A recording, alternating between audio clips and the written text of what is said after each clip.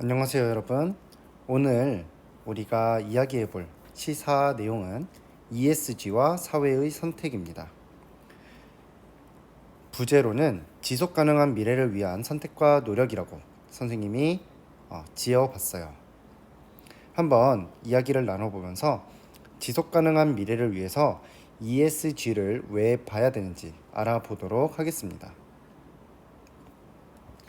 자, ESG가 먼저 무엇인지 알아보고 가야겠죠?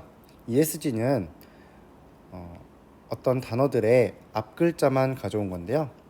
environment와 social 그리고 governance 이 세 가지 단어의 앞글자인 E, S, G를 따와서 우리는 ESG라고 부릅니다.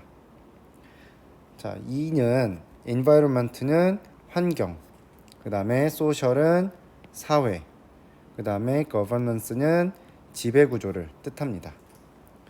즉, 우리가 회사를 평가할 때 ESG를 고려해서 이 기업이 환경, 사회, 지배 구조가 잘 갖춰져 있고 또 환경과 사회를 생각하는지를 확인해 봐야 된다는 용어로 많이 사용되고 있죠. 자, 그러면 이 단어가 왜 필요한가? 이것을 우리가 왜 고려해야 되는지 한번 알아보도록 하겠습니다. 좀 더 자세히 살펴보면 환경은 청정기술, 그 다음에 기후변화, 그 다음에 환경오염 및 유독물질을 배출을 줄이는지 이 환경을 생각하는지에 대한 내용이고, 사회는 사회적 가치, 즉 인권, 그 다음에 노동자의 대우, 처우, 그 다음에 고용평등, 고용다양화 이런 것들을 신경 쓰는지 알아보는 것이고요. 지배구조는 그 회사의 지배구조가 잘 이루어져 있는지, 투명한 경영을 하고 있는지, 혹은 임원의 보수나 정치 후원 같은 것들은 깨끗하게 정직하게 잘 이루어지고 있는지 어떤 내적인 측면을 많이 살펴본다고 볼 수 있어요. 우리가 지금까지 기업을 본다고 하면 보통은 재무제표라는 것을 보았습니다. 자, 재무제표란 것은 무엇이냐면 현 상태의 금액 기록이나 관리를 위해서 작성하는 표라고 되어 있는데요. 더 쉽게 말하면 기업이 버는 돈과 이 돈을 어디에 소비하는지, 소비나 투자하는지에 대해서 알아보는 표라고 말할 수 있어요.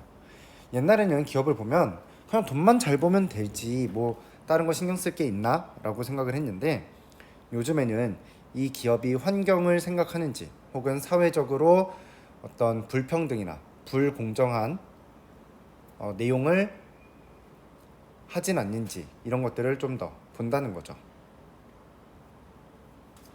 사람으로 따지면 재무제표는 그 사람이 가지고 있는 집, 그 다음에 그 사람이 투자하고 있는 어떤 물건, 재화, 그 다음에 이 사람이 월급은 얼마나 받고 있는지, 또 재산은 얼마나 가지고 있는지, 은행 대출은 얼마나 가지고 있는지, 자동차는 무엇을 타는지, 어떤 외적인 것에 조금 더 관련되어 있다고 볼 수 있어요. 하지만 이와 반대로 ESG는 이 사람의 도덕성이라든지 사회적 관계, 그 다음에 성품, 자기 관리는 어떻게 하고 있는지, 평소 태도와 평소 생각은 어떤 방향성을 가지고 있는지, 이 사람의 미래는 어떨지에 대해서 보는 지표라고 생각해보면 조금 더 쉬울 수 있겠네요. 자, 여러분이 돈을 빌려준다고 생각해보세요. 자, A라는 사람은 대기업에 다니면서 연봉도 든든하고 빚이 적고 재산도 넉넉해요. 근데 반대로 B라는 사람은 취업 준비생이에요. 용돈 받아서 생활하고 빚도 있고 재산도 모아둔 것이 거의 없어요. 그러면 여러분은 누구한테 원래 빌려줘야 되죠? 그렇죠. 원래 같으면 A라는 사람한테 돈을 빌려줘야 맞는 거겠죠? 둘 다 돈이 필요하다 그러면 보통은 A한테 많이 빌려줄 거예요. 하지만 이 사람을 좀 더 알아보니까 뒤에서는 이 사람은 환경도 별로 생각 안 하고 사회적 책임감도 별로 없고 인간관계도 별로예요. 막 그리고 도박하고 그다음에 유흥을 즐기면서 돈을 펑펑 써요. 그럼 이 사람한테 돈을 빌려주는 게 맞을까요? 아무리 대기업에 다니고 대기업 그다음에 아무리 월급이 많고 그렇더라도 이 사람이 도박도 많이 하고 어떤 유흥으로 돈을 많이 쓴다라는 걸 우리가 알게 되고 나서는 이 사람한테 돈을 빌려주기가 쉽지 않겠죠. 자, 두 번째로 이 B라는 사람이 알고 보니까 굉장히 환경도 생각하고 사회적 책임감도 있으면서 자기 관리도 철저해. 그 다음에 미래도 어느 정도 보장되어 있어요. 그래도 취준생이긴 하지만 공부하는 걸 보니까 잘할 것 같아. 자, 회사도 이제 괜찮고 회사도 괜찮아질 거고 인간관계도 괜찮습니다. 도박, 술 이런 거 안 해요. 그러면 우리는 A라는 사람보다는 그렇죠. B라는 사람한테 돈을 빌려줄 수도 있겠다라고 생각할 수 있겠죠. 결국 우리가 예전에 봤던 재무제표는 그 사람의 외형, 월급이라든지 연봉이라든지 재산을 봤다면 이제는 이 사람의 내적 생각, 속마음은 어떤지를 보겠다는 거죠. 자, 최근 1년, 2년 사이에 굉장히 유명해진 기업 테슬라가 있습니다. 테슬라는 왜 유명할까요? 그렇죠. 바로 이 ESG의 기준에 어느 정도 부합한다는 사람들의 생각이 있기 때문이에요. 테슬라는 전기차의 선두주자죠. 근데 이 전기차는 미래의 굉장히 중요한 이동 수단이자 개인적 공간이 될 거라는 기대감이 있어요. 즉 미래에 중요한 전기차의 선두주자이기 때문에 유명해졌는데 선생님 그러면 ESG가 대체 어디 있는 거예요? 라고 생각하겠죠? 자, 전기차의 미래가 왜 오죠? 전기차의 미래가 왜 오죠? 선생님이 수업 시간에도 가장 강조하듯이 그렇죠. 기후 변화가 다가오고 있죠. 기후 변화는 20년 전, 30년 전에도 굉장히 화두가 되었던 내용인데요. 최근에서도 기후 변화가 더더욱 문제가 되어가고 있습니다. 여러 나라에서 기후 변화를 늦춰보겠다고, 기후 변화를 조금 더 개선시켜 보겠다고 여러 가지 규제를 하고 전기차 판매도 도와주고 하는 정책들을 많이 펴다 보니까 어떤 이런 전기차에 대한 사람들의 인식이 굉장히 높아졌습니다. 그래서 전기차의 선두주자인 테슬라가 유명해졌습니다. 즉 우리는 환경, 사회적 가치, 그 다음에 지배구조의 투명성 이런 것들을 고려하여 기업들을 이미 평가하고 있다고 볼 수 있어요. 자, 현재는 가치에 관심을 가지는 시대입니다. 이 가치는 두 가지 가치로 나눠볼 수 있는데 바로 환경적 가치와 사회적 가치예요. 환경적 가치는 기후 변화에 신경을 쓰는지 혹은 지속 가능한 발전에 신경을 쓰는지 이 두 가지 가치를 조금 더 생각하는 거고 사회적 가치를 바라보는 시선은 인권은 보장되고 있는지 지역 사회와의 협력은 이루어지고 있는지 이 두 가지 혹은 더 있습니다. 더 있는데 대표적으로는 이 두 가지를 사회적 가치라고 볼 수 있겠습니다. 자, 여러분이 물건을 판다고 하면 모든 나이대가 다 중요하겠죠. 10대부터 50대까지 모두 중요할 텐데 앞으로 소비를 더 많이 할 사람은 누구일까요? 그렇죠. 10대가 앞으로 소비를 더 많이 하겠죠. 그렇죠. 그러면 10대에게 잘 보이는 게 좋을까요? 50대에게 잘 보이는 게 좋을까요?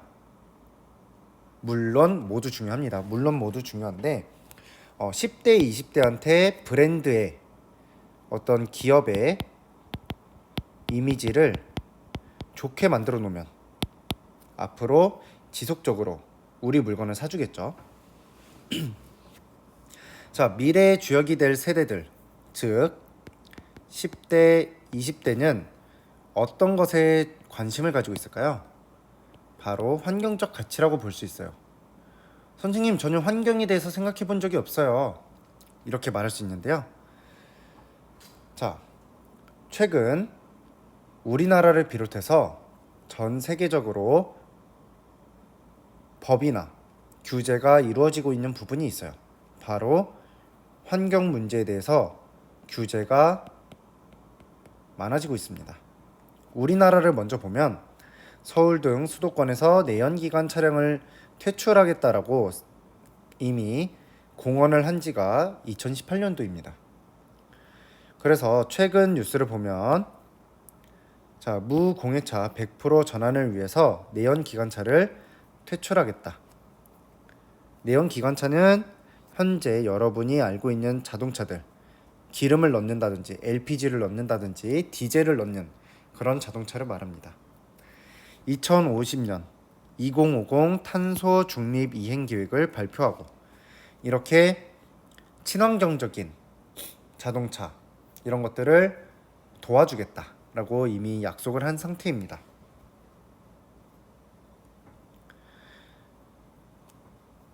그래서 2050년까지 무공해차 100% 전환을 위해 15년, 20년 내에 내연 기관차 판매를 금지하겠다고 밝히고 있죠. 또 노르웨이, 프랑스도 2025년, 2030년부터 내연 기관차 판매를 금지하고 영국도 2030년부터 휘발유나 디젤의 신차를 판매를 금지하겠다라는 정책, 그 다음에 규제를 펼치고 있어요. 자, 이런 정책과 규제는 왜 만들어질까요? 무엇 때문에? 그렇죠. 사람들의 관심 때문에 이런 정책이나 규제가 만들어집니다. 자, 환경 문제를 중심으로 한 세대 간의 대립이라고 표현은 했지만 그렇게까지 대립은 없고, 어쨌든 조금 더 환경에 관심을 가지고 있는 나이대를 생각해 보면 10대와 20대라고 볼 수 있어요. 사실 40, 50대 이상은 이제는 쓰다가도 되죠. 좋게 말하면 그렇게 큰 걱정은 하지 않는다라는 거고, 10대, 20대 이 사람들은 앞으로 한 60년은 더 살아야 되는데 자연재해가 더 많이 일어나고 환경이 파괴되고 내가 쓸 자원도 없고 이러면 힘들겠죠. 그렇기 때문에 환경 문제에 좀 더 관심이 많은 나이대는 10대, 20대라고 볼 수 있어요. 자, 이렇게 사진을 보면 청소년들의 어떤 환경 문제에 대한 관심이 많다는 것을 알 수 있죠. 여기도 지금 학생들이 나와서 시위를 하고 있고, 오른쪽은 이제 해외의 사례인데 이렇게 학생들이 자연을 보호하자고, 환경을 보호하자는 취지의 캠페인을 벌이고 있습니다. 즉 40, 50대에게 환경을 좀 아껴서 우리도 자연 환경을 좀 유지해서 우리도 누릴 수 있도록 해달라라는 요구를 하고 있다는 거죠. 자, 두 번째로 사회적 가치에 대해서 굉장히 신경을 많이 쓰고 있어요. 선생님도 요즘 최근에 많이 들은 단어가 공정, 인권, 그 다음에 지역사회와의 협력, 나만 잘 나가는 것이 아니라 주변과 다 같이 잘 나가겠다라는 거죠. 자, 나랑 같이 공부하던 친구가 갑자기 낙하산을 타고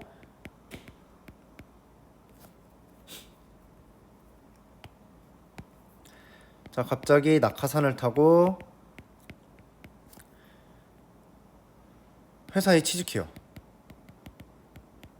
나랑 같이 공부했는데 기분이 좋을까요? 안 좋을까요? 안 좋겠죠? 그래서 이 회사가 공정하게 사람을 뽑고 공정하게 대우를 해주는지 이런 것들도 굉장히 중요하죠.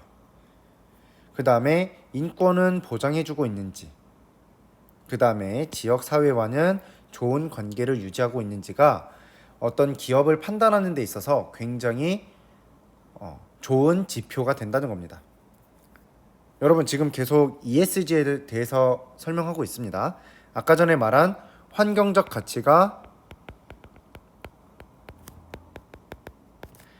environmental의 E고 지금 사회적 가치를 하고 있죠. 소셜의 S입니다. 자, 그래서 이런 공정, 인권, 지역 사회와의 협력 이런 것들에 굉장히 관심을 가지고 있더라. 자, 그래서 요즘에 유행했던 단어 두 가지가 있습니다. 돈줄, 돈으로 혼줄을 내주자. 그 다음에 미닝 아웃, 자신의 신념과 가치관에 맞는 기업의 물건을 사주는 거예요. 내가 환경 문제에 관심이 있어요. 그러면 환경 문제에 관심을 가지고 있는 기업의 물건을 사줄까요? 아니면 환경 문제를 등한시하는, 신경을 안 쓰는 회사의 물건을 사줄까요? 그렇죠. 환경 문제에 관심을 가지고 있는 회사의 물건을 사주겠죠. 그래서 한 신문 기사가 있었죠. 자, 배고픈 형제에게 치킨을 베푼 점주가 돈줄이 났다. 돈으로 혼줄이 났더라. 주머니 사정이 넉넉지 않은 형제에게 무료로 치킨을 건넨 치킨 프랜차이즈 업체 점주에 대한 칭찬이 이어지면서 이 사람의 물건, 그러니까 이 치킨 프랜차이즈에서 치킨을 시키고 혹은 이 회사의 물건을 더 사주는 그런 긍정적인 소비가 일어난다는 거죠. 또 신선식품 유통업계에서는 친환경 패키징, 이번에는 환경 문제입니다. 환경 문제에 관심을 가지고 있는 친환경 패키징으로 경쟁력을 갖추려고 하고 또 과대 포장을 줄이고 플라스틱을 사용해서 우리 기업은 환경을 사랑합니다. 이렇게 광고를 하는 거죠. 광고라고 말하면 좀 그렇고 어쨌든 어필을 하고 있는 거예요. 그러면 요즘 환경 문제를 심각하게 생각하고 있는 우리들은 그렇죠. 환경을 보호하겠다라는 기업의 물건을 사주게 된다는 거죠. 그게 바로 미닝아웃이죠. 아까 전에 말한 자신의 가치관과 같은 회사의 물건을 사주는 것. 이게 바로 미닝아웃이라고 합니다. 자, 그럼 이 ESG 경영이 사실 기업 입장에서는 돈이 안 된다라고 생각할 수 있어요. 아니, 내가 친환경으로 바꾸려면 이게 돈이 더 들어가는데 이걸 해야 되나?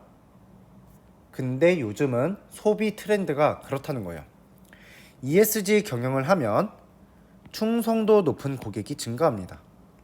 야, 저 기업 환경 보호한다던데? 저 기업 공정하다던데? 저 기업 사회적으로 뭔가 도움을 많이 준다던데? 이러한 입소문이 퍼지면 그 기업에 대한 이미지가 높아지게 되고 그 기업의 이미지가 높아지게 되면 그 기업의 물건이 더 많이 팔리면서 기업의 가치가 상승하게 됩니다. 그럼 고객이 증가하면 이 기업의 매출이 증가하기 때문에 투자가 확대돼요. 투자가 늘어납니다. 여기저기서 돈을 빌려주려고 그러는 거예요. 야, 너희 물건 잘 팔린다며? 야, 내 돈 가지고 좀 더 발전해봐. 이러면서 돈을 빌려주는 거죠. 자, 그러면 기업 가치가 상승하고 그러면 그 돈으로 다시 더욱 다양한 ESG 활동을 하면서 이러한 선순환을 이룰 수 있다는 것이 요즘의 어떤 경제가 돌아가는 모습이라고 볼 수 있겠습니다. 자, 그래서 ESG 관련한 사례를 좀 살펴보면 마이크로소프트 회사는 환경 보호를 위해서 마이너스 탄소 배출 프로젝트를 진행하고 있고요. 맥도날드는 로널드 맥도날드 하우스 활동을 통해서 질병으로 교육에서 소외받는 어린이들을 돕는다고 합니다. 또 LG화학은 윤리사무국 제도를 운영해서 경영과 의사결정에 모니터링, 그러니까 감사를 한다는 거죠. 이 땡큐의 감사는 절대 아니겠죠. 이 감사는 무언가를 살펴보아서 옳은지 그른지 판단하는 것을 말합니다. 그 감사입니다. 그래서 윤리사무국 제도를 운영해서 경영과 의사결정에서 올바르지 않은 것은 없었는지, 윤리적이지 않은 것은 없었는지를 확인하는 활동을 진행하고 있습니다. 이게 바로 거버넌스예요. 거버넌스는 이번에 조금 설명이 부족했는데요. 사실 여러분에게 설명하기는 좀 어려워서 넘어갔지만 어쨌든 투명한 운영이라고 보면 됩니다. 정직한지 솔직한지 그리고 양심적인지 이거를 본다라고 생각하면 돼요. 즉 우리가 오늘 주제로 잡은 ESG는 기업이 얼마의 수익을 내는지 결과를 따질 뿐만 아니라 수익을 내는 과정이 올바른지 확인하는 지표라고 볼 수 있겠네요. 자, 기업이 얼마의 수익을 내는지 결과를 따지는 건 아까 전에 뭐라 그랬죠? 그렇죠. 재무제표. 돈을 얼마나 벌어들이고 얼마나 투자를 잘 하고 있는지를 알아보는 게 재무제표. 그리고 과정을 알아보려고 하는 게 뭐다? 바로 그렇죠. ESG다. 이거는 돈으로 환산할 수 있는 가치는 아닌데 과연 환경, 사회, 그 다음에 경영에 얼마나 윤리적이고 투명하고 책임감을 가지고 있는지 이것을 보는 판단 기준이라고 볼 수 있겠습니다. 자, 오늘 수업은 여기까지 하도록 하겠습니다. 모두 수고 많았습니다. 끝.